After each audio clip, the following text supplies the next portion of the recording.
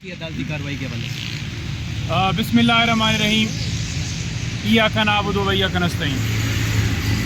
जी आज Islamabad high court में खान साहब की और बुशरा बीबी साहिबा की, शाह महमूद कुरैशी साहिबा की दरखास्तें थी। मैं बड़ा वाज़ेह तौर पर कहना चाहता हूँ कि हमेशा कप्तान इमरान खान के केसेस के हवाले से डिले टैक्टिक्स की गई। कभी जज साहब का पेट ख़राब है, कभी प्रोसिक्यूशन अवेलेबल नहीं है, कभी तैयारी नहीं है, कभी कोई प्रोसिक्यूटर बीमार है। आज भी उसी तरह से यहाँ पर बहाना बनाया गया। हम बड़ी वाज़ेह तौर पर कैटेगोरिकली ये कहना चाहते हैं कि कप्तान इमरान खान के केसेस में जल्द से जल्द इंसाफ दिया जाए। अगर एक फ़ैसला भी मेरिट के ऊपर दिया जाता तो आज तक एक दिन भी ये केस कोई भी चलने वाला नहीं था। इन केसेस में यके बाद दीगरे जो सज़ाएं सुनाई गई, जिनमें ना वकील, ना डिफेंस, ना वहाँ पर शहादत का मौका कप्तान इमरान खान को दिया गया और एक ब्लैंकेट ऑर्डर किए गए जो पहले से लिखे रखे हुए थे। जिस तरह तोशाखाना केस का फैसला रखा हुआ था, उसी का पार्ट 2, पार्ट 3, पार्ट 4 अपनाया गया। इद्दत के दौरान निकाह वाला केस, जिसमें कभी मुफ्ती सईद की तरफ से आपको पता है कंप्लेंट फ़ाइल की जाती है और कभी वहाँ पर साबका खातून अवर बुशरा बीबी साहिबा के जो साबका खावन है वो उनकी तरफ से दरख्वास्त दी जाती है और ये लोग प्लांट किए जाते हैं ऑन चौधरी टाइप के लोग जो इमरान खान के मुखालिफ हैं, हरीफ हैं। इमरान खान के जो हरीफ हैं वो केस करेंगे या एविडेंस कहीं पर पेश करेंगे तो क्या वो खान साहब के हक़ में बयान देंगे? बल्कि जब वो एक आपका मुखालिफ होता है उसने तो आप पर इल्ज़ाम तराशी करनी है, लेकिन ये अदालतों का काम होता है कि उनको देखना कि क्या वो केस काबिल समाअत हैं या नहीं। ये केसेस के फ़ैसले इसलिए उस वक्त दिए गए कि लोगों के अंदर तासर पैदा किया जाए कि कप्तान इमरान खान तो बाहर नहीं आ रहा, तो लिहाजा कौम मायूस होकर वोट ना दे। कप्तान ने बड़ा वाज़ेह तौर पर कहा था कि खंबे को मैं टिकट दूंगा तो खंबा जीतेगा। आपने प्रैक्टिकली देखा कि कप्तान इमरान खान के टाइगर्स या ख़वातीन जिनको टिकट दिया गया, आपने देखा कि वाज़ेह तौर पर पूरे पाकिस्तान में आपने देखा कि अगर एमपी का हल्का है तो 30-30, 40-40 हज़ार से लोगों की लीड है और अगर एमएनए का हल्का है तो 1-1 लाख से लोगों ने लीड हासिल की, लेकिन उन्हें हरा दिया गया। कहा गया कि नहीं, आप जीते नहीं हैं, आप हारे हुए हैं। फॉर्म 45 हमारे लोगों के पास मौजूद है। इलेक्शन कमीशन ने एक दफ़ा भी ये नहीं किया कि वो कहें कि आप फॉर्म 45 लेकर आएँ।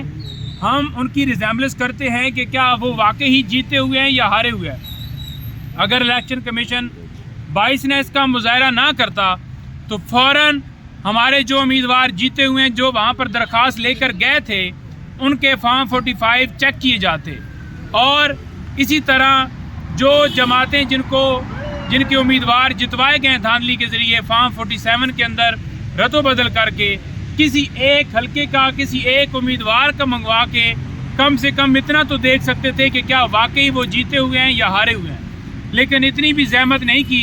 इलेक्शन कमीशन ने ये कह दिया कि ट्राइब्यूनल में जाएं, वहाँ पर एविडेंस होगी और केस आगे चलेंगे। अब आपको पता है कि सिर्फ़ और सिर्फ डिले करने के लिए कि तब तक ये असम्बलियाँ जो हैं अपनी मुद्दत मुकम्मल कर लें, उसके बाद कहीं जाकर फैसला होगा जब टाइम ही गुजर जाएगा। जो रिज़र्व सीटों के हवाले से हमारा केस इलेक्शन कमीशन में पेंडिंग है, आर्टिकल 51 बड़ा वाज़ेह और क्लियर है। हम उसके मुताबिक बड़ी वाज़ेह तौर पर डिमांड करते हैं कि जो पार्टी जीती हुई है उस पार्टी जीती हुई का हक़ है। हमने अक्सरियत आपने देखा कि पंजाब हो, KPK हो, वफाक हो, तीनों जगहों के ऊपर पाकिस्तान तहरीक इंसाफ ने, कप्तान ने हैवी मार्जिन से जो है इनको शिकस्त दी है। और मैं हैरान हूँ कि इनको शर्म नहीं आती जो आवाम के मैंडेट के ऊपर डाका डालकर आपने देखा कि मरीम नवाज़ अपने हलके से हार चुकी हैं और वो किस डटाई के साथ वहाँ पर उन्होंने हलफ उठाया है, और इनको शर्म नहीं आ रही कि किस मुंह से ये असम्बली में बैठ रहे हैं, नेशनल असम्बली में या पंजाब असम्बली में या किसी दीगर सिंध असम्बली में। सिंध में भी हमारी 22 सीटों के ऊपर डाका डाला गया, 20 सीटें कराची से, 2 सीटें हैदराबाद से, इसी तरह बलूचिस्तान में 3 सीटें हमारी, इस्लामाबाद में 3 सीटें हमारी जीती हुई, जो कहा गया कि आप हार गए हैं। और अगर इनमें थोड़ी सी गैरत जुर्रत का ये मुजाहरा करें तो इनको चाहिए था कि ये कहते कि वाकई पाकिस्तान तहरीक इंसाफ कप्तान जो है वो जीत गया है। इनके जो सर्वे थे हर रोज़ ये कहते थे कि नवाज शरीफ कौम की आखिरी उम्मीद है, गाने बनाए मुल्क बचा लो नवाज शरीफ, वो क्योंकि करप्ट था, चोर था, मुल्क से भागा हुआ था, 50 रुपए के स्टाम्प के ऊपर 4 हफ्तों का वादा करके 4 साल वापस नहीं आया, तो कौम ने उसे रिजेक्ट किया। कौम जब निकली 8 फरवरी को, उन्होंने इय्याका नअबुदु व इय्याका नस्तईन का नारा लगा के उन्होंने कप्तान इमरान खान को, इस मुल्क को जितवाया। अब इनको चाहिए था, ये जो आज इन्होंने इजलास बुलाया है ये बिल्कुल गैर कानूनी है, इनके ऊपर आर्टिकल 6 का चार्ज लगेगा।